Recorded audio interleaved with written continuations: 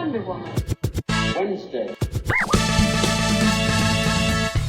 You guys thought I forgot about you. No way, man. I am here with some incredible guests. That's right, plural. We are taking a look at the 12th episode of the first season of Wonder Woman, Formula 407, and we will be talking to our amazing guests, Laura and Barry Ash, better known as Baz and Lauz, the creators of the amazing cosplay, Our Superhero Life, where Baz and Lauz cosplay Superman and Wonder Woman going through all the trials of a married couple.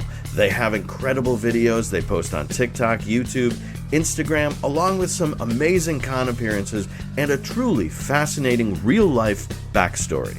So, let's get into the Zoom machine and travel all the way to England by way of Argentina for a new episode of Wonder Woman Wednesdays.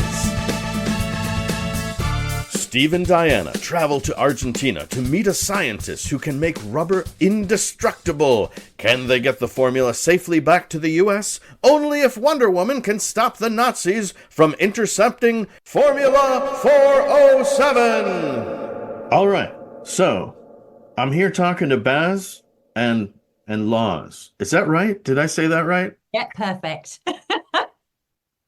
Barry and Laura, I think, are the like your secret names, your secret identity names, but it's Baz and Lauz. Yeah. All right. So before we jump into the episode, just briefly, just tell us a little bit about who you are and what you do. So we're Laura and Barry, or Baz and Lauz. We're husband and wife. We've been together 23 years this year. 23 years. Married 19 years. I know we don't look old enough. We didn't meet like when we were 12. We met when we were 3 and 4. However, this is a really interesting story, Stan, if you want to hear it, all about superheroes. So Barry and I actually first met when we were 3 and 4 years old.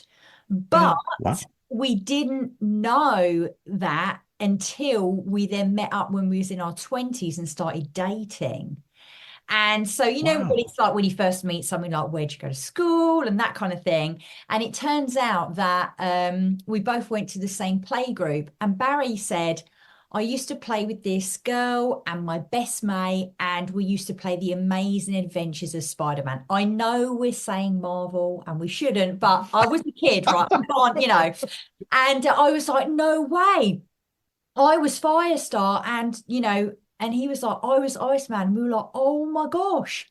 That's when we first met. So we've always had a love of superheroes. So yeah, but in our real lives, I'm a former police officer and counterterrorism intelligence officer, and I'm a former prison officer. So I spent 10 years within the prison service. And I was medically retired because I have a diagnosis of bipolar and OCD, and that was 11 years ago. And we have been running our very own business, Rock Solid Health, where we help people manage their stress levels and burnout. But we do all the superhero stuff on the side, which I'm sure we will delve into in a little bit. Yeah, I do want to mention one specific thing about it. You cosplay Wonder Woman and Superman, and there's a lot, and you do these videos and they're great, and there's a lot of kind of married life vibe to it. And I mentioned that because we're going to talk about an episode where Wonder Woman is making no secret that she's in love with Steve Trevor. And so, you know, I don't want there to be any undue jealousy here. We're going to... It's all right. No, don't worry about it. You'll be okay. We evolve as people. All right. So yeah, this episode, Formula 407, I'm a big MASH fan, and I just automatically said 4077. It's Formula 407 is the name of the episode, and it was directed by a guy named Herb Wallerstein. We find that out from the credits as they come up, and he's directed 5 episodes of Wonder Woman altogether. Something called the Feminine Mystique, which was on earlier this season. the Pluto File, which was on a couple of episodes ago, and then this one and next season, something called I Do, I Do. So he's a director that we have some familiarity with. The writer of this episode only wrote one Wonder Woman episode. He's basically a sitcom writer. His name is Elroy Schwartz. And he's written episodes for sitcoms like Donna Reed, My Favorite Martian, Addams Family, My Three Sons, Get Smart, and 13 episodes of Gilligan's Island. He is the brother of Sherwood Schwartz, who created Gilligan's Island. And so he wrote those 13 episodes. He also wrote the follow-up movies, The Harlem Globetrotters on Gilligan's Island, Castaways of Gilligan's Island, and Rescue from Gilligan's Island. So that's our guy who wrote the episode. And I'm surprised, I will tell you ahead of time, that I enjoyed the episode. Sometimes the writing can be clumsy, but I felt, even though the plot was fairly simple, I liked a lot of the character work, and we can talk about that. What did you two think of the episode overall? I thought it was good. The indestructible rubber tires. It was all about the formula to make these tires indestructible for the wagons and stuff. So it was good. There was some real funny bits in there, and there was some real cringy bits as well. So it had a bit of a mixture going through the whole the episode. Yeah, it was a good one. It's always interesting. The thing is, I don't know about you, Stan, but like, you know, when you were back in the 70s and watching it means a different thing. But now we've got so much more context within the Wonder Woman world. When you look back at it, you know, for me, Diana was very young in these episodes and still quite naive, you know, hadn't really stepped into what I didn't feel a full, feminine power, really. But yeah, it was an enjoyable episode. Lots of different dynamics there in terms of like character development and stuff as well, I thought. Yeah. And I think that that's interesting you say that. I did notice there were some things about the episode that, as progressive as the show tries to be for the time, there were definitely some things that weren't that progressive. And I can't remember exactly what they were. It was a couple of lines about women and how they make the mistake of trusting men. like creasing up when he said, "It's okay, you women make that mistake all the time." And I was just like, really? Right. Like this sort of expert way that men will talk about a male failing, like how men lie, and make it the woman's fault somehow. Yeah. You know, well, you believe lying men all the time, and it's okay. Yeah. We forgive you. Yeah, definitely. And as you say, you know, even I forget his name now. We only watched it the other day. My memory is terrible, Stan. But then I suppose I am 4,000 years old, you know, if you're looking at the one cosplay, if I slip into that. That's right. I'm allowed to forget a few things every now and again. But definitely, you know, in terms of you know, how Diana's dynamic was with the Argentinian. Do you know what I mean? Very forceful, very kind of pushy, that kind of thing. But what I absolutely loved, I don't know whether you remember this part, but, you know, Diana was very kind of like, you know, meek and, oh, please don't say that to me, and But then as soon as she saw trouble, you could see the character switch up, and she played even more her feminine, oh, would you please get me some champagne? And then all of a sudden, bam, she was out to do kind of business, you know? Yeah. That I do remember that. That was great. And she, you know, she one of the things she did was she took off her glasses. Like, you know, he was obsessed with like seeing her without those glasses, like the glasses completely changed the way she looked. And then she did take them off, and he's like, "Oh my gosh, you're magnificent." So yeah, the glasses are a massive disguise, aren't they? It's like for Kal-El and Superman. Right. Exactly. They changed the whole structure. That's why we've got ours on tonight, you see. Oh yes. And I've talked about this. I don't want to go off on too much of a tangent. I've talked about this before, that I read a Superman comic once that I've always remembered because I thought it was wonderful. He had accidentally lasered his last pair of glasses, and he finally decided to go back to his little rocket ship that came from Krypton and fashion some glasses out of the glass that came from the ship. And once he did that, um, he realized that looking through them changed the way people perceived him. And so the glasses became a better disguise because somehow they were magnifying his wish for people to see him a little bit differently. Like he looked kind of the same, but he was frail. The way he found this out was that instead of being photographed, somebody drew a sketch of him. A police artist, I think, drew a sketch of him, and he looked completely different. He looked frail and smaller and everything. And so anyway, I think that Diana has thymuscarian glass in her glasses. Well, That makes sense. makes perfect But I sense. love that. I've never heard that story about I think Clark. that's that I think I've got the comic over in the back of the room. Oh, I think really? I have that comic, yeah. It's all sealed up because it's a fairly old one, but That's yeah. interesting. That you never know, she may well have. So that's the theory I like to go with because it is astonishing. When she took the glasses off, he just lit right up. Yeah, He's like, yes, I will do anything. Beautiful. changed. Yeah, absolutely. So we get into our first scene. Yes, let's talk about this magic rubber that is at the center of our plot. So we start out at the Fort Fraser Ordnance Testing Facility. Steve and Diana and Blankenship and Etta Candy, they're all there, and they're watching this test. And it's basically it's a truck outfitted with special rubber that's been created by this professor, and it's driving over landmines, and they're firing a bazooka at it. And one thing I wanted to double check, I had to replay the scene because the announcer says the test truck is manned. So there's somebody in the truck driving it, and they're firing. It's being pulled. What's that? By a rope. It was being pulled by a rope as well. I'm sure I saw there's a rope pulling it along. Oh. Well, I have no doubt that that's how they filmed it, but I think they were trying to suggest by the voiceover that there was somebody driving it. Oh. And I thought, but why would they do that?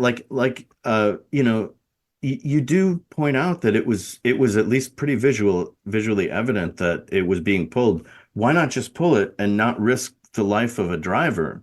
Because I don't know why they put that in the voiceover. Maybe because they're so confident that this stuff is going to work. They're like, this is what we're doing, But what makes me laugh, the That is a lot of tires are really protective. They're not going to. What about the side of the vehicle or underneath the vehicle or true, yeah, the top of the vehicle? right. There's a lot that could go wrong here. Even if the tires make it, the rest of the truck might not. So anyway, they talk about this professor and they're excited about the rubber, but they just have the tires. He sent them the tires. He's got a lab in Argentina. Yeah. And so he has agreed to give them the formula for this rubber, and it's going to change the war, right? Yeah. And so Blankenship tells Steve to go down to Argentina, and almost as an afterthought, he says, I understand, Diana, that you speak Spanish. And she's I was expecting her to say sí, but she says yes. Fluently, she says. Yeah. And so she gets to be his interpreter. So she's going to go down to Argentina with him. And Etta gets very excited. She does. And immediately. And Blankenship has to tell her, look, man, this is not some vacation just to sit on the beach in Argentina. It's dangerous there. There's a lot of Nazi sympathizers and all this stuff. So I'll be glad when you come back safe. So we get some shots of Argentina, and unfortunately it's very evident that, there's a little difference in the photography. It's kind of stock footage of a few Argentine locations. Yeah. And then we see the Professor Moreno, yeah. and his assistant Maria. Yes. And he's doing one last test on his formula. And so let me just talk about these actors. Moreno is Nehemiah Persoff, and he's been in TV since 1948. He played Carl Lancer in Judgment Night on Twilight Zone. Uh, and do you guys know the On the Waterfront movie, the famous? No, It's that one. pe- yeah, people quote it here all the time because Marlon Brando and Rod Steiger are in the back of a cab, and there's this speech that Marlon Brando has, and he says, "I could have been a contender. I could have been somebody instead of a bum, which is what I am." Yeah. Like that's every guy in the world in the country likes to memorize that speech, right? He's like a boxer, and he had to take a dive or something. Anyway, the guy driving that cab is our professor. So he had a little bit part in that very famous movie. But he was also he was well known in his own right. He had Some Like It Hot. He had a part in that. Oh, yeah, Little that one. Bonaparte. Mhm. And he was in a couple of Barney Miller episodes, Battlestar Galactica. He was on Gilligan's Island, speaking of Gilligan's Island, as a character named Pancho Hernando Gonzalez Enriquez Rodriguez. Great name. That is a Great name. name. That is a name. Talk about your great names. And he was working all the way up through in 2003. There was a TV miniseries of Angels in America, and there's a quote here. On his deathbed, he lived till 102, Stop. and on his deathbed, that he said, "It's about damn time." That was Great his line. last words. Great line. Brilliant. Yeah. And the lovely Maria, his office assistant or his lab assistant, she's played by Marissa Pavan or Pavan. I'm not sure how to pronounce that. She is one of two twins from Italy. Her sister's also an actress named Pier Angeli. And she did a movie when she was 18 in Rome, her sister did, and people loved it, so the family moved to California.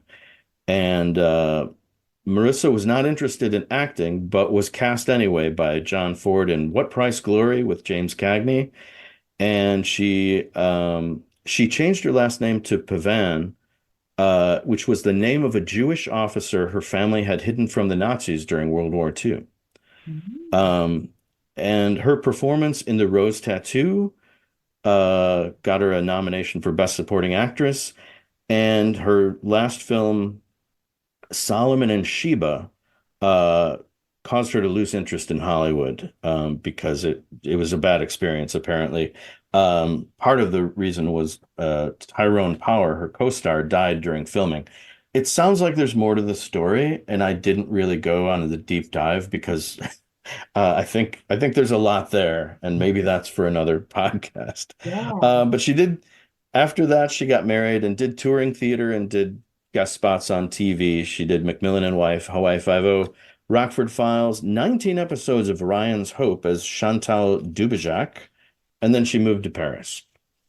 And I think she has some French credits, and that's it.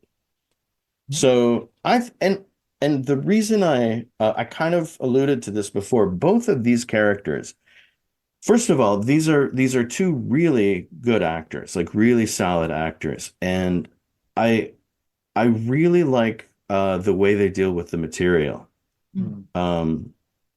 Especially Maria, as she sort of navigates being taken advantage of. She has some time to, I don't know, for self-examination, and she has a very interesting little journey in this 1 hour superhero show. So I really appreciated that. Yeah. And I didn't know about her before. I mean, I had not really been familiar with her, but anyway, I enjoyed her performance. Especially at the end. Oh no, we won't go to the end bit. We won't spoil it. I was going to say, because at the end, her and Wonder Woman have a scene on their own, don't they? Yes, they do. Yeah, they actually, they have a good amount of scene time, and that is, that's one of the one of the things I really liked about the episode was that scene work. Yeah.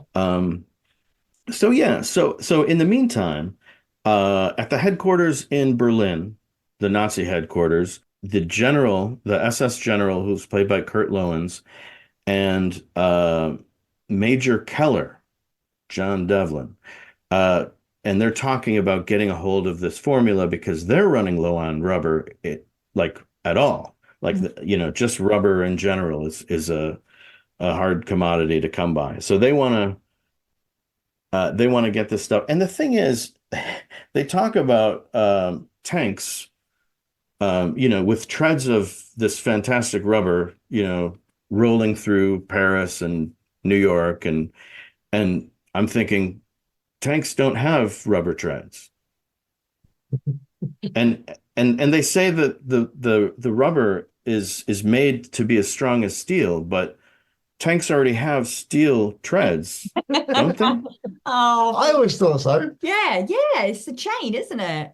Right. So With tracks that go over the tires. But I think some of the tanks, they had wheels.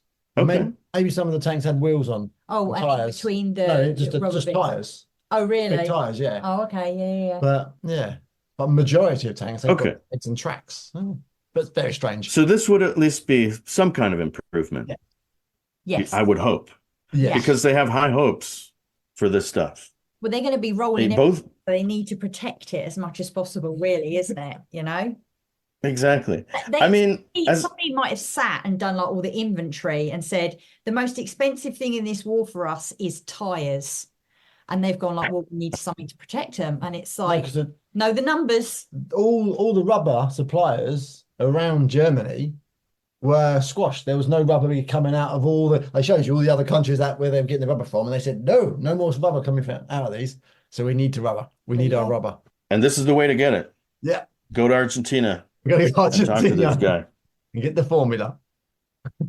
So our guest general, by the way, is Kurt Loewens. I mentioned him for two reasons. Because this is one of 3 episodes for Wonder Woman that he's in. He was in The Feminine Mystique, and next season he will be in something called Mind Stealers from Outer Space.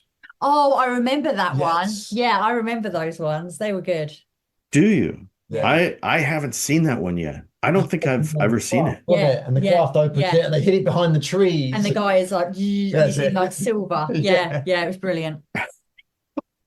I can't wait. I cannot wait. And he is also from an episode of MASH, which always gets me excited. Of course. Just as a side thing, I just love MASH. So whenever I can mention it, I'll do it. You go. But yeah, he's a Colonel Blanche from Luxembourg in an episode called A Full Rich Day on MASH. So anyway, he's our general, but we don't see him again in the episode. So we're back in Washington. Diana's getting ready for her trip. Etta is just jumping out of her skin. She's so excited for it. She's like, Adorable. yeah, she is adorable, isn't she? Yeah. Yeah. And she's like, do you have any idea how much I envy you? You're going to be under this incredibly huge South American moon. And Diana says, that's scientifically impossible, Etta. Yes. It's the same moon. Yeah, which I love. I love that response. And then Etta's response is even, better, because she's just like, you're hopeless. You're hopeless, Diana. But I think in that instant there, that shows how human Etta is, but how almost inhuman Diana is in terms of, she's Themysciran, she's, demigoddess. Facts, It's not, she hasn't quite got that human touch yet. Do you know what I mean? Fully, because she's still. Yeah. That's what that says to me Fresh anyway. out of the mold. Right. Yeah. Excellent. Yeah. I hadn't thought about it that way. So we go to Buenos Aires, and Steve and Diana arrive and meet Ambassador Macaulay, who is played by Charles Macaulay. I guess they didn't really try very hard to come up with a new name for him. Love it. And he's played a lot of smaller roles on TV. One that jumped out at me was Landru in Star Trek, partly because I just watched that episode in the classic Star Trek.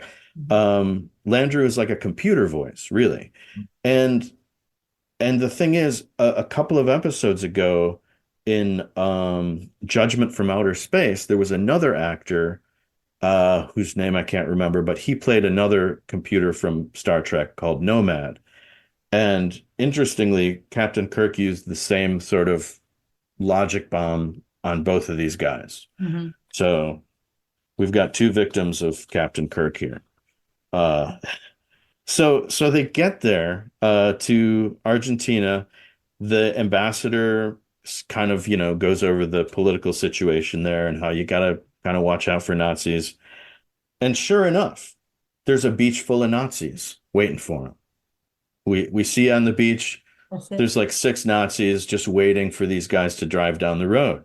And there's a little conversation there, but it's mostly exposition. And this one Nazi is like, you got to stay calm. Just be really calm and wait for him. Because the guy's like, if these were Nazis, they'd be on time. These Americans are always late. And so the Nazi's like, just, be cool. They'll be here. And then as soon as he sees them through the binoculars, he's like, they're here. And then he gets excited and they run off and get ready for him. So because what they've done is they've blocked off the road so that the car can be diverted. And then they trap the car with a little sort of mini crash. And the driver. There was no collision with the cars, but he had the bashed up face and he was knocked out. But there was no collision. No, that guy. The Oscar goes to. It's brilliant. Yeah, just he just needed a seatbelt or something. That's it. He broke too hard. I mean, he should know better. The guy is obviously very fragile. Yeah. So yeah, so the Nazis say, we just want the ambassador and Steve Trevor. We can leave those two. And so Diana stays with the driver while he sort of nurses this wound that came from out of nowhere. And this blonde Nazi guy, by the way, I wanted to mention him because part of his credits include Sheriff Reston in something called Squirm from 1976.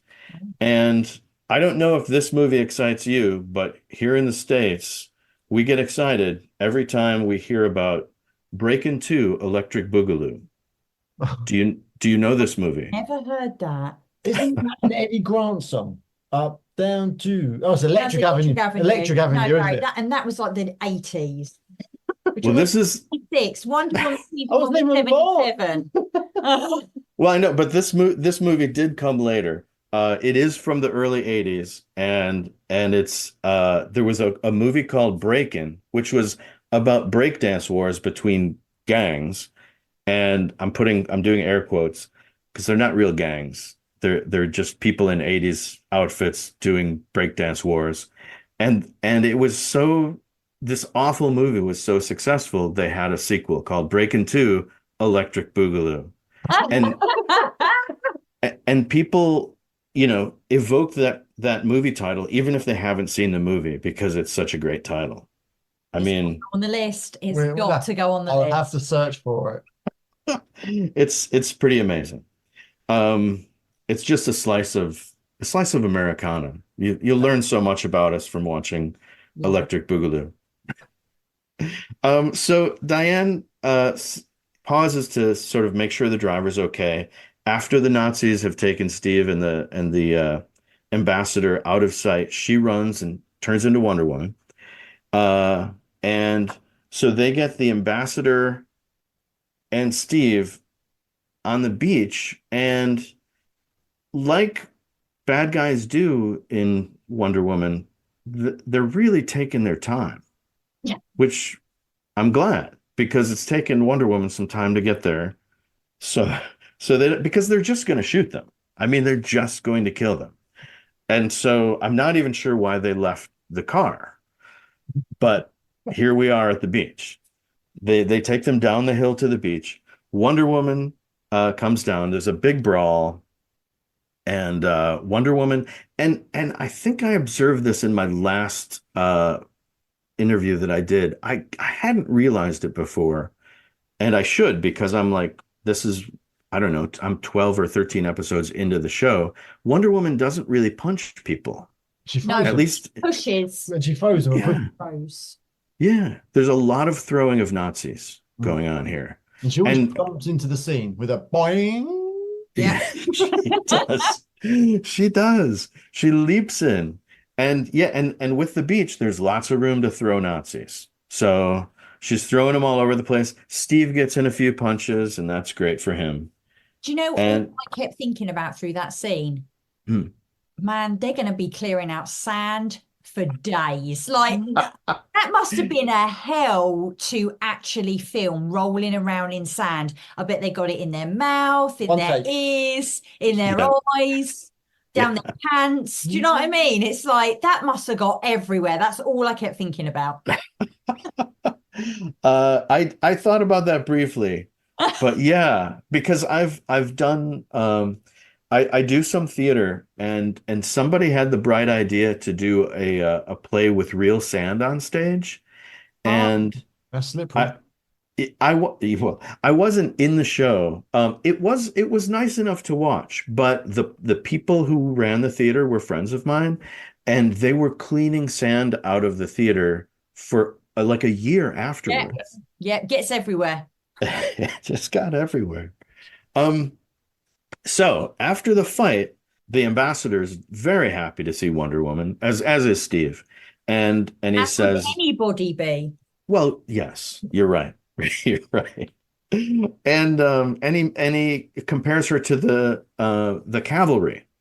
Um, and Steve says, "Oh yes, the cavalry coming in a nick of time," because she doesn't know what the reference is, That's right. and and then he says, rather than talking about the military, which he's part of, he says, "Didn't you ever watch Saturday matinee movies?" Because there were a lot of westerns, and That's the right. cavalry's always coming in to save the day, and she's like, "No, I haven't." And he goes, "It's a date." And I I just love that, because I really feel like Steve will take any opportunity to get Wonder Woman on a date. And he'll joke about it, but he really wants to go on a date with her. Yeah. Yeah. So Who wouldn't? I would want to go on a date with her. I hear you. I hear you. So, and she's like, sounds good. And the ambassador invites her along to go, because they're going to have dinner with the professor before they talk business and everything. And she says, "Well, are you expecting trouble?" And he's like, "No, not really. We just want to have dinner." And she's like, "Well, I'm going to look around Argentina." And then she gives Steve this super flirty, wonderful smile. Yeah. And Yeah. and instead of giving her his dazzling smile back, which he's done in the past, and he has a handsome, dazzling smile, instead of that, he gives a goofy grin to the ambassador, like, "Isn't she awesome?" Like he's like a third grader, he's just like, "She's great." So anyway, I so mean, what my immediate thought with that scene was like, oh my gosh, if she goes to the dinner, how are we going to do like the whole Diana Prince and Wonder Woman thing? Like, and what is she going to wear? And all of these thoughts went through my head. It'd be like a Mrs. Doubtfire scene. Yeah, it would be like a Mrs. Doubtfire scene. Yeah, definitely.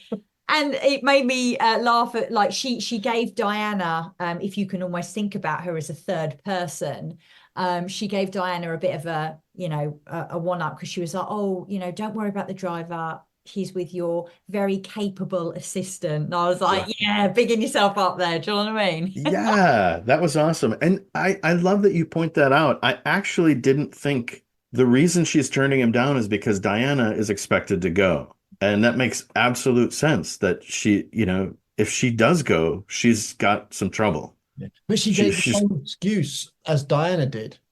I want to see yeah, the lovely, beautiful Argentina. And it was just like she gave Wonder Woman and Diana the same reason why they want to be there, to go see yeah. the sights. Well, I mean, I who cosplay Diana. I know these things. exactly, exactly. All right, so we get to dinner, and Diana, Steve, and the ambassador. Diana's got this pretty blue dress. I Yes. love it. And they join Professor Moreno, and they're also met by the professor's daughter, Lydia.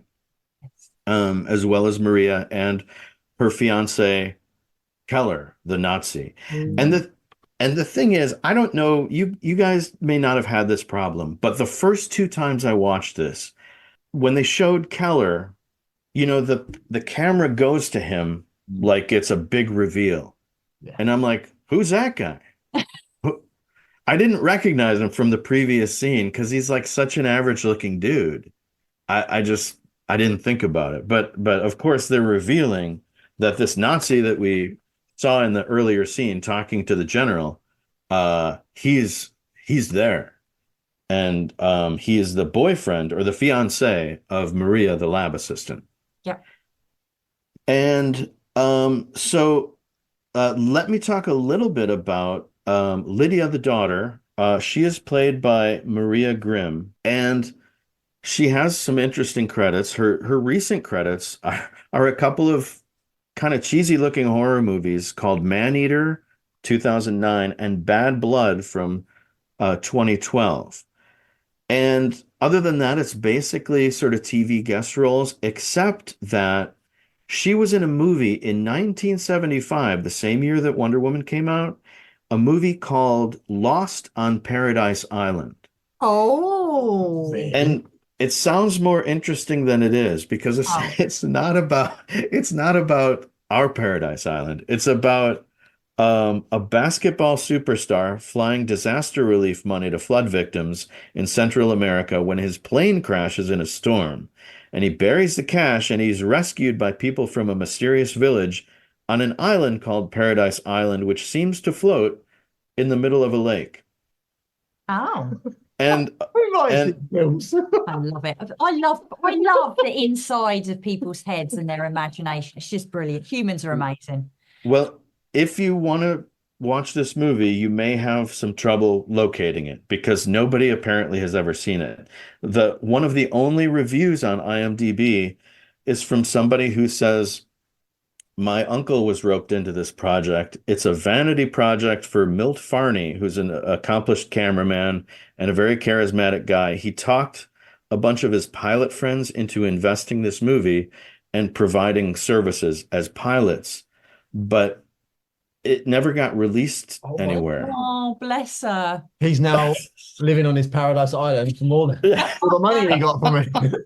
Oh, bless. Yeah, so poor Maria / Lydia did this very interesting sounding movie that never went anywhere and That was must be apparently She was in Wonder Woman, so exactly. can't ask for more than that. That's right. She got to be Lydia and she got to like flirt with Steve Trevor. So, There you go.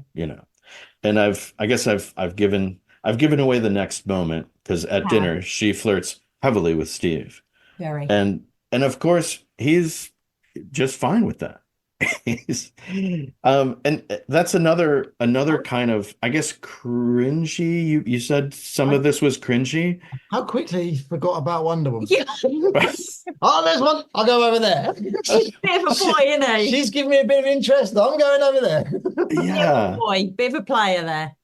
And this is not the first time on this show that a 30-something man is, in the situation of flirting with a teenage girl or a 20, 21-year-old young woman. So With her it's a little bit about as well. with her dad right there. Playing a good game. Here's the thing, though, and this is where we've got to look at it in context. What I was saying, I wasn't born in the 70s. I was born in 1980, right? I don't know. Maybe it was a thing in the 70s that it was okay to behave like that. But now we look back at it in context and we go, whoa, that's a bit odd. Do you know what I mean? Yeah, So- you're absolutely right. I mean, this was, but I don't know that everybody was okay with it at the time, but it was definitely more acceptable sort of socially overall. There's a terrible classic musical called South Pacific that has a relationship like this at its center, or it's the second most important relationship is, some man in his 30s and some teenage girl, and it's just very uncomfortable. And I guess when the musical came out, it was okay, but it always makes me sad. But I don't want to put a bummer on this little flirtation at the dinner table because Lydia's she seems like a very intelligent, strong young lady. So Knows what she wants. She's a very She mature knows what she young wants. lady, I'd say. yeah. She knows what she's doing. And and also at this dinner, there's a man named Antonio. And we are not Don't even told. talk to me about Antonio. Who was he in the room though? That's a good question. He wasn't introduced. He didn't have a role. He didn't have a position or a post. He was just a random man sat at the table who who took a shine to Diana. Can I I don't even think this dude was a man. I feel he was more leechy. Very leechy. Yeah, we don't know where he came from. And he is definitely there to for one purpose, just to be all over Diana. And before we continue with him, let me just tell you a little bit about him. His name is Armando Silvestri, and I don't want to be insulting to Armando, but as soon as he was on screen, I thought there's another American who can't really do a South American accent, and he is South American. He's Oh, really? He gave a very convincing performance of a creepy guy. Like the Oscar goes to, definitely.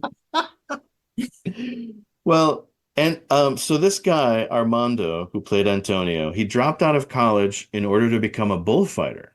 Oh, cool. Wow. Yeah, but he got gored right away. Oh, that's not good. No, it's not. So he had to, he turned to acting instead. And he's been a leading actor in Mexican B movies, and he's also worked in the US, Argentina, and Italy. So this guy whose accent I didn't buy was the most genuine dude in the whole episode. So that's bad on me. Also, there was some weird sort of wine conversation at dinner. I mean, I guess they had to talk about something. Yeah. But they were talking about wine and how great Argentine wine is, and exporting it to Europe. And I'm just thinking, let's get on with the episode here. What are we talking about? Talk, isn't it? Yeah. Just fill in the gaps. So one of the things that Antonio says, I just wanted to quote him because it's gold, I guess. American women are so smart, so healthy. Their legs are always good. Yes, we cracked up at that. We just cracked up of it. So healthy. And he goes, and the legs like that. And that's the second funniest part in this episode. Oh, we haven't got to the first bit yet. We've come to the most funniest part in this episode. It's coming. It's gold. It's gold. But we'll tell you when we get there. But yes, okay. I do remember that bit. And a little bit later, he says, behind those awful glasses and severe hairstyle is an exciting, vibrant, and beautiful woman. I just know it. So that's another nice quote. But yeah, the legs thing is even better. And the other significant thing that we find out at dinner is after everybody goes to the drawing room for some after-dinner conversation about wine, I assume, we find out that Maria is a collaborator. Mm-hmm. She starts talking to her fiance, and she knows he's a Nazi. And she's working for him, but as far as she knows, he's not going to hurt anybody, and he's just getting the formula. And what's interesting is that he uses the exact same excuse that Steve uses. Getting a hold of this technology will bring a quick end to the war. Yeah. And so she buys that as reason enough to help the Nazis. And so go ahead. She would probably see it in the way that the Americans mean end the war. These what he maybe is talking about, a different way of ending the war. Do you know what I mean? End the war, didn't they? Yeah. So and I think I don't want to say she's sort of her judgment is clouded by her love for him, because I think she's an intelligent woman, and I don't know that she would be clouded by her emotions enough to not see clearly what she's doing. So in a way, she has to kind of believe that what he says is true, that they that giving this technology to the Nazis will bring a swift end to the war. But in that way, she must not see the difference between the Nazis and the Allies. Yeah. And so and I can almost understand that.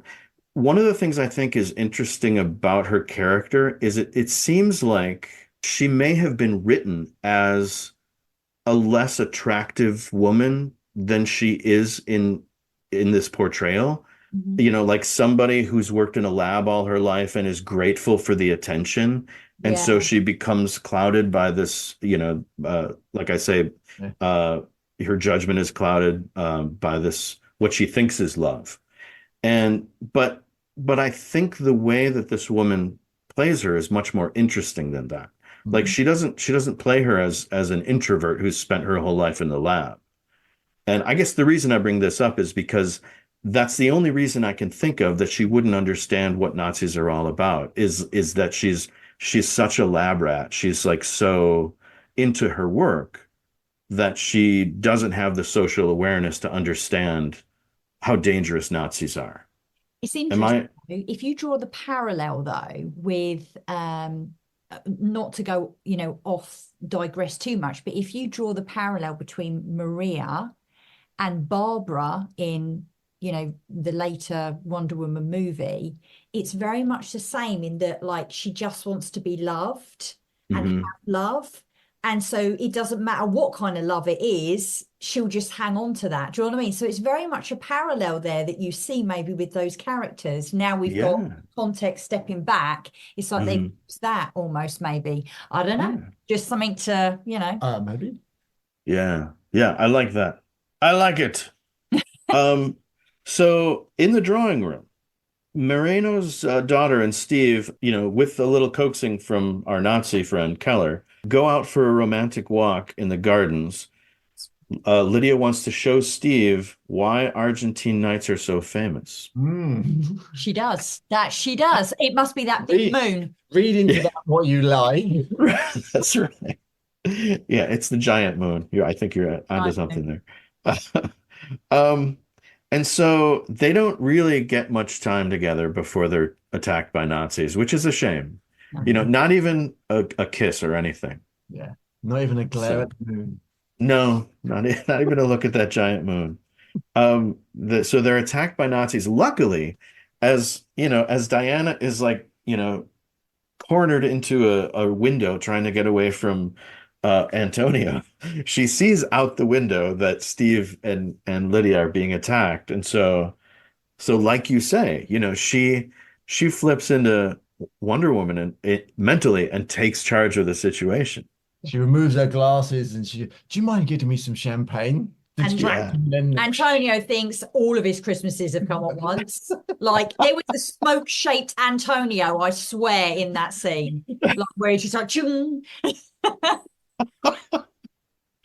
So yeah, he disappears to get champagne and have the night of his life, and she zips out the window and does her twirl and turns into Wonder Woman, and she gets to throw some Nazis into the water, which is great. That's an extra bonus. Yeah, love it. But she only throws like 2 or 3, and then they've got her with chloroform. That honestly, all the time. With all the other episodes, it's always that chloroform, isn't it? Yeah. It's like her kryptonite,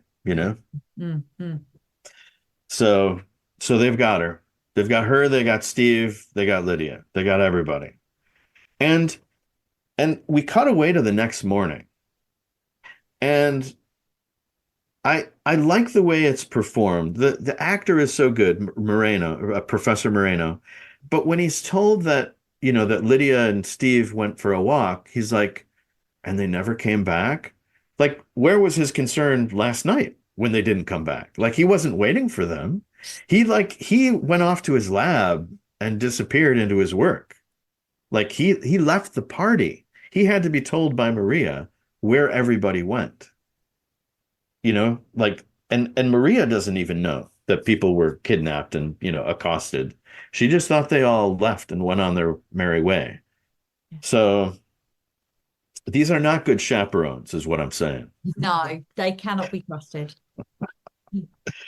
But we do get a look at Steve and Wonder Woman. They're in the wine cellar in the basement of the house. Yep. That's another thing. The professor has no idea that his house is now occupied by like 6 Nazis.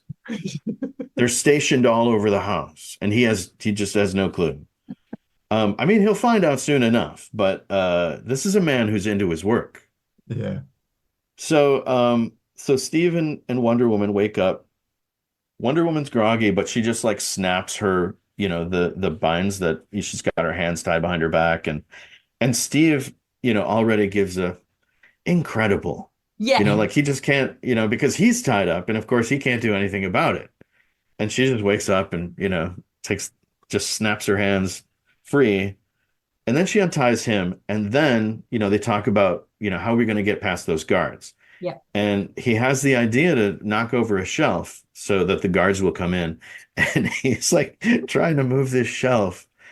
And he gives it a couple of real good tries. And then he just looks at looks at Wonder Woman. He's like, I need your help. Yeah, and he's like, it's the look that the Wonder Woman gives him after she does it. It's like, women are better.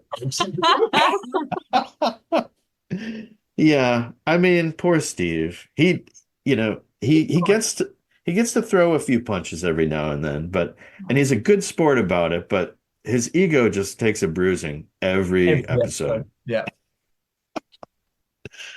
So they get the worst Nazi guards ever to run into the room. Wonder Woman just shoves the door into them and they fall against the wall and they're done. Yeah. So they just get past them and shut the door. So now they're free to sneak around the house. And in the meantime, I believe by now Keller has come into the lab and he's telling the professor what's what. Like he wants not only does he want the formula, he wants him to give the Americans a fake formula. And Maria's realizing he's not the man she thought he was, which is difficult for her. And of course, you know, the professor's like, I'm not going to do that. Forget it. I can't do it. And Keller says, well, we've got your daughter. And Moreno's like, oh, well, I guess that changes things. Because he loves his daughter, even though he's apparently an absent father. He does not chaperone her. He does not. But he gets mad if she's out in the garden with Steve all night, like he thought. So where does that leave us? So we've talked to Keller. He asks for the formula, doesn't he? He asks for the formula, and then he makes that big decision whether to give him the formula. And I'm not sure whether it's there or a bit later on he gives him the formula, and he looks at it, he goes, I work in this industry. Yeah. I know a fake formula when I see it. That's right. That's right. Yes, there is a few moments in between those. He leaves the lab for a little bit, and that allows Steve a chance to get in there. So Steve gets in there and talks to him. He tells him, you know, we'll find Lydia. Please don't give him the formula. And then Wonder Woman finds Maria, and she has this heart to heart, this talk with her, you know, and Maria's struggling with, you know, what she's done because she's basically the one that's invited all this trouble by allowing Keller to, you know, to take advantage of her. And so Steve hides in the closet and Keller comes back for the formula. And that happens where and I gotta say, this is the professor's fault, because if you're going to make a fake formula, like you gotta be more subtle than put it on like the first page of the report. where a guy like Keller can look at it and say, this is fake. Yeah. Because like, I don't know, Keller says he works in that industry, but I don't really think much of Keller. I don't Oh, think if he does, why didn't he create the formula then? He said exactly. they've been trying to do it for years, but they haven't been able to make it like There you go. the professor has. One thing I will say, let's just rewind a little bit to where Yeah. Wonder Woman is with Maria. Mm. Part of me was thinking, just use the damn rope. Like, she's lying, just use. But then I thought it was really lovely that she didn't use the rope and she just sat and talked to her and connected with her. Do you know what I mean? To then be able to, get the information and stuff rather than just forcing the rope on her. Use the rope, saves time. Yeah, but Use the rope, saves time. yeah, but sometimes you need to sit down and talk to people, give them a chance. Not when you got a rope. Not when you got the lasso of truth. Use it. Anyway, All right. So all this is happening and right before Keller went up there, or maybe no, it's before Keller went up there. There's all this exposition in the driveway where he's talking. It's like it's almost the equivalent of, the evil speech before he kills the hero, he's going to tell him his entire plan. Like these Nazis who everybody knows the plan are talking about the plan, just so we know, I guess, what the plan is. Yeah. And all they're really telling us is that they're going back to the beach. There's a U-boat, a sub coming, and they're going to take Steve, the war hero, as well as the formula, back to Germany. And so that'll really get those Americans. Oh, and one thing I wanted to mention, there's a Nazi henchman who has no lines. And I recognized him right away. And I'm terrible at this. Like I said, I didn't recognize Kellerman. But there's this guy, John Ashton, he's an actor. gosh, And he's he, not Beverly Hill Cops, is he? yes, that's the guy. Yes. Oh my Tagger. gosh, That's no Tagger, isn't way. Yeah, he was. So he's just a henchman. Did you recognize him? No, No. we're gonna have to go Oh, no. back and watch that. Because Beverly Hills Cop is one of our favorite films. Oh my god. Oh, Yeah. yeah. I in fact, I had to watch the clip about the banana in the tailpipe Yeah. Oh, today. The man, the banana, and the tailpipe. brilliant. Yeah. So yeah, that's Sergeant Taggart from Beverly Hills Cop, John Ashton. He's one of the Nazi thugs. He's just a guy with a gun. And he's in other things that I haven't recognized him because he didn't have his mustache, but he had his mustache in this. So yeah. Brilliant. Oh, and so this is where it was a little bit earlier, but I did want to mention this quote because we talked about it. Professor Moreno says to Maria, he's trying to comfort her after she realizes she screwed up. And he says, "You were lied to by a man. Women have been making that mistake for centuries." That's a classic. We were chuckling our butts off. We were. But what? So Kellerman realizes he's got the wrong formula from the professor, and professor gives him the right formula. He's like, "But I get my daughter back, right?" And Kellerman gives him this slimy look like, "I don't think so." And so he gets upset. Steve jumps out of the closet. Am I remembering this right? I think Steve just jumps out of the closet and starts fighting Kellerman. They roll over a lab table, and of course something falls and it immediately explodes. And so there's a little bit of mayhem there, some nice stunt work. And then some of these thugs come in, like Sergeant Taggart, blows through the door. And so they get the drop on Steve. Steve has to stop fighting because there's more Nazis now. And so they take him out. And Wonder Woman's, in the meantime, while all this is happening, Wonder Woman's still talking to Maria. And I think it's a great talk, and I'm glad they're talking, but Steve could have used Wonder Woman's help in that moment. Because like all this happens and Wonder Woman says, "I think I heard something. Let me go see what's happening." So, so she gets up and kind of peeks through the door, and they're hauling Steve out to the car already. So she's lost him.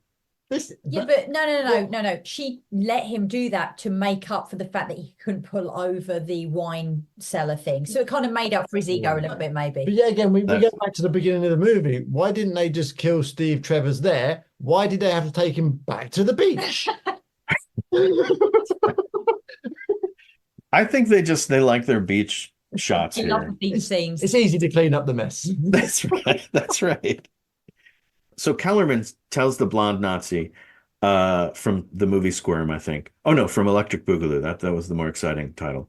Don't leave any witnesses. So he's like, and I didn't really think about this the first time, but the second time I watched through this, I'm like, that's really cold. He's just gonna go through there and like kill everybody in the house. Like, not only are they taking the professor's daughter, which, by the way, is probably a bad plan. They should be taking the professor. Like, if they need his technology, they also need his mind. You know, like, I mean, because that's how the Nazis do, and frankly, that's how the Americans did too. You know, like they got the scientists that they could get whenever they could get them, because like it's one thing to have their technology and their formula and all that stuff, but you know, if the formula has a problem with it, you need the guy. Yeah. So I don't know why he's just sending his henchmen back to kill the professor and whoever else is in the house. Maria, I guess. I guess that's the cold, like, thing that we're supposed to feel from that line, is that he's sending him back to kill Maria. Yeah. And the sleazy man was still there as well, that we don't know his role or his purpose. That was him. Where did he go? He's passed for the champagne. For the champagne, yeah. I didn't think about that. Yes, he's still in there. The American female body with legs. That's what he's looking for. So this guy goes back and immediately, he takes aim at Maria, and because she's standing in the courtyard, and Wonder Woman sees this in time and runs over there and does, deflects the shot with her bullet or with her bracelet, and then she lassos him. That music in the background whenever they lasso. Yeah, I love it. Like an old computer game. I want it as my ringtone. And so he gives away the rest of the plan, where Lydia is, where they're taking Steve, same location, thank goodness. And then she hands the lasso, while it's still tied to the guy, she hands it to Maria and says, he won't give you any trouble now. So she's leaving her, which is a wonderful sign of trust and forgiveness, frankly, because I like Maria, but she was a collaborator that just put everybody's life in danger. Yeah. But Wonder Woman's trusting her to hang on to this Nazi and her lasso. So Wonder Woman goes to the beach. We're back at the beach. Your favorite scene, by the way. Okay. So tell me about your favorite scene. Our favorite scene is when the frogmen come out the sea, throwing all the hand grenades. Right? And she catches them and throws them, and then they turn around and get back in the sea. They run away. Gold. We loved it. Yes. It was a thing of beauty for a couple of reasons. I mean, number one, anybody but Wonder Woman would have lobbed those grenades right back at those guys. That's what I was thinking. But she's like, I'll just throw these to a safe distance. I'll save everybody. In the rocks somewhere, so nobody gets hurt. Yeah. And there is, already however many episodes in, a history of people just running away. Yeah. And Wonder Woman doesn't chase them. She doesn't go after him. She's like, well, we're all safe. Yeah. She went back in the water. She went up ankle deep in the water, and she was like, I know. And part of me was like, I would never get my cosplay wet. I'm sorry, but no, I just draw the line there. So now before the frogman scene, the first thing she does is she encounters Lydia. She makes sure Lydia's okay. And simultaneously, while she's making her way there, one of the Nazi henchmen is sent up the hill to kill Lydia. And so Wonder Woman and this Nazi get there almost at the same time. And before the Nazi has a chance to cause trouble, she throws him against the wall. And, and then she immediately, like very quickly, like she might have given Lydia a rope burn, but she like whips the ropes off of Lydia so she can tie up this Nazi.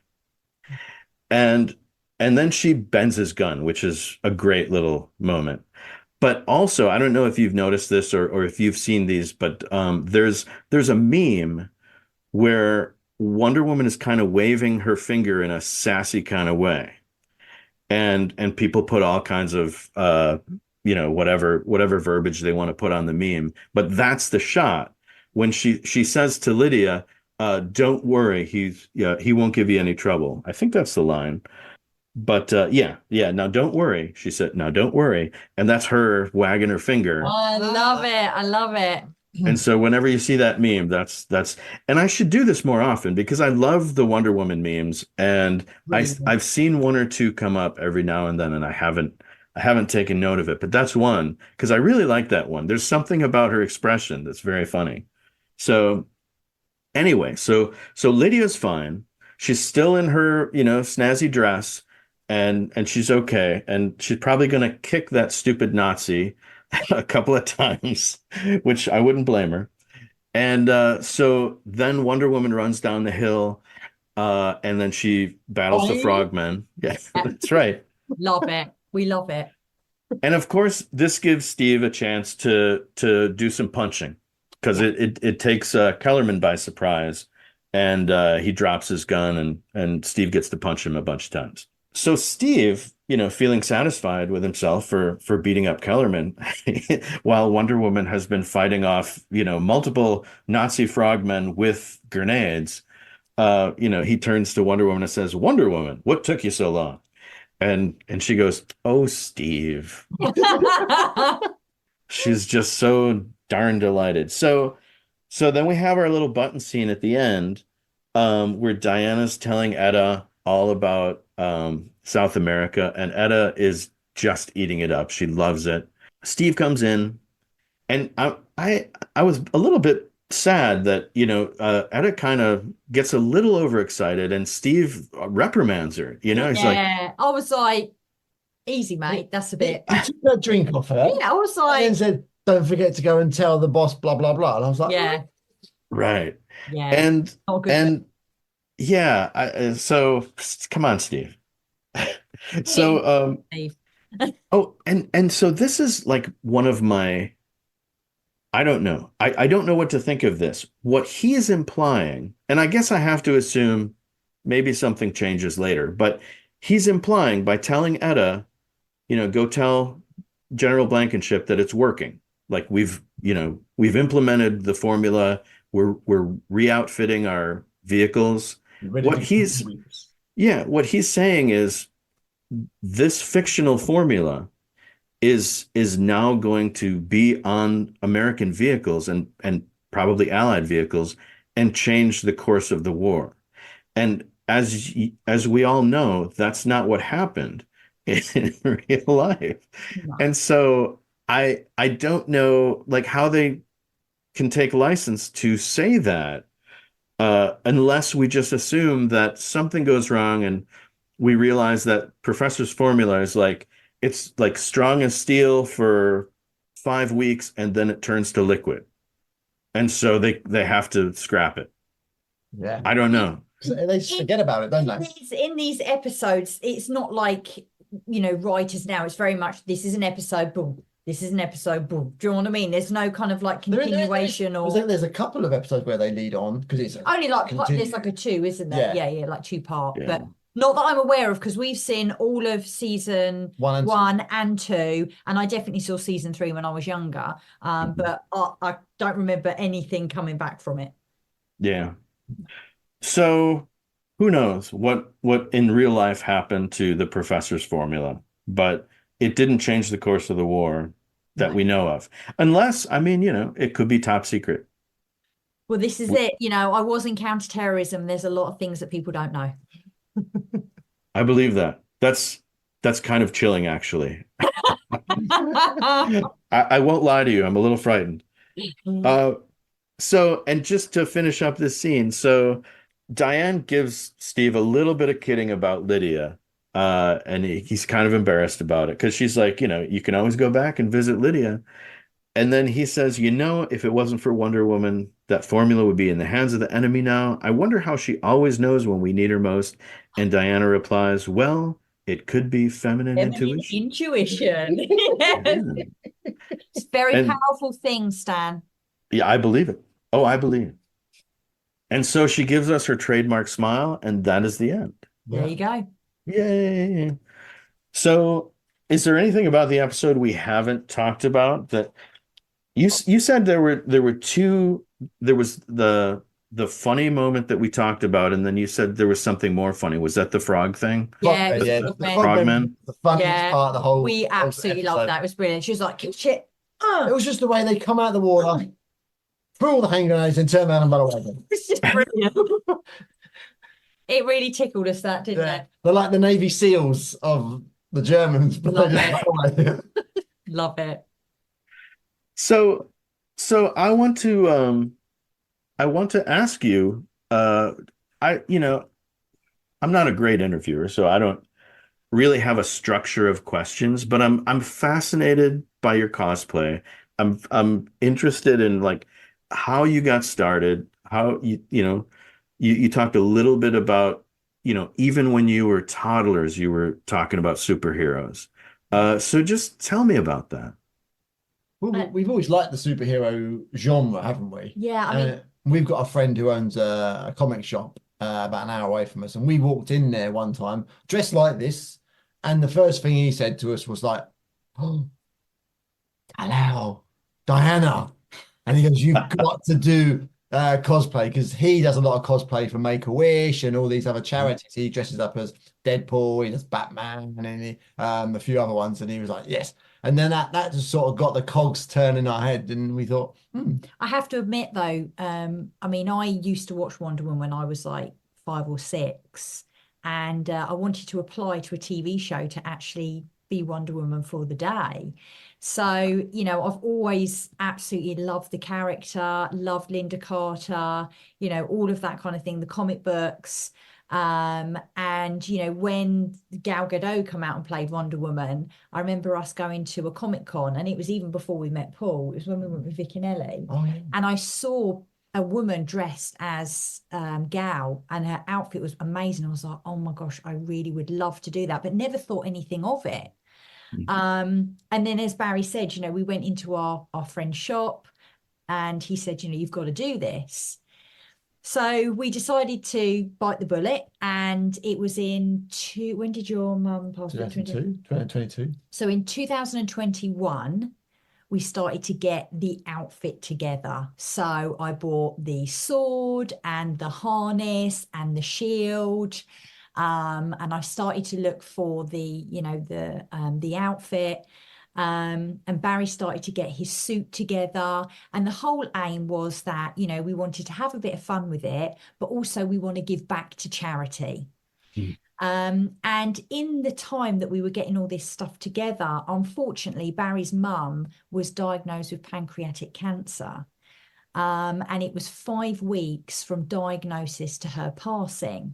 Wow. And she knew what we were doing. She saw the suits, but she never got to see us in the suits. And really, our pivotal story is with Barry's mum's passing, because she always said, if you can help someone, you should. And that's one of our taglines. And another one of our taglines is smile and pass it on. And one of our very first charity events that we did was to raise money to shave Barry's beard. So he had like a massive, great big like lockdown. It was like a hobo beard. It was massive. Right. And I've seen like, it. Yeah. I was like, babe, Superman doesn't have a beard in your rendition that we're doing, so we need to shave it. And so we raised £4,500, which is probably close to like $6,000. Wow. And we shaved his beard outside of Get Ready Comics in Rochester. Paul hosted it with us, and we gave that money to the hospice who looked after Barry's mum in her final days. Wow. And since then, it's been a roller coaster. It really has. And we're involved with quite a few charities now. We help them out, yes, raise money, and we go into, I don't know if you've heard of Great Ormond Street Hospital. It's the most famous children's hospital in the UK. It's part of the NHS, but it's charity run.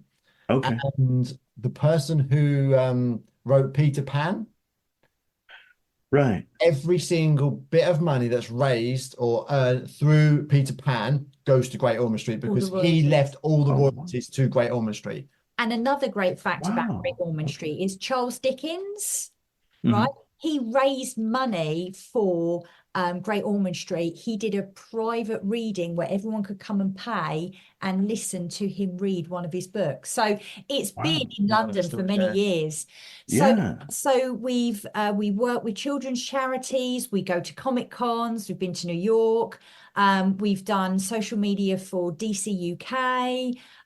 We've attended events with Warner Brothers, and even last year we hosted a panel at MCM Comic Con where we got together other cosplayers and interviewed them about the confidence to cosplay. That was crazy. And it was a huge success. So Awesome. yeah, that's kind of us in a nutshell, really. Wow. Wow. That's amazing. And so you've got all these great videos. Where would you direct people? Like if you're, if you want to give people one link to find you, where's the best way to go? If they go we've got a website now. It's called it's called oursuperherolife.co.uk. So ROUR superherolife.co.uk. And you've got all of our social media tags on there. So yeah, come and see our story, all that kind of stuff on there. Yeah. Very cool. And you talked a little bit earlier about your business that you run. Do you want to talk about that at all? Yeah, I mean, Barry and I run our own business called Rock Solid Health. And we're very much about helping people overcome burnout. I don't know whether you know the concept of what burnout is at all. Well, we throw around that word here, but I don't know if it means the same thing. I mean, it's like mental exhaustion. Yes. So we talk about mental, physical, and emotional burnout. So there's exhaustion in those three categories, basically, where your body just shuts down, your mind shuts down, all your emotions shut down. Yeah. And we help people manage their energy levels, their stress levels, to come through and live the life they want to do, full of energy, full of passion, and get back to where they used to be. Yeah, because I suffered burnout in 2017, and we almost lost the business because of it. And so because of that, we now have this passion for, being able to give back, and help people, as Barry said, reclaim their lives again. And it's brilliant. We absolutely love doing what we do. We get to work together all day. We get to do all the cosplay stuff together. We train together, advocates of exercise.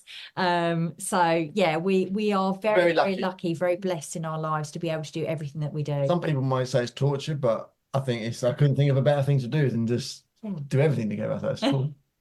That is wonderful. Wow. Now, just quickly, if people were curious about the business that you talked about, is that what's the website for that? So if you go to rocksolidhealth.co.uk, that's where you'll be able to find us there. You can't miss us. All right. Can't miss us. And we don't just work in the UK with it. It's online. So we've got clients over in the US and in the UK as well. So and over in Europe as well. So we are a global based company that looks after people's health.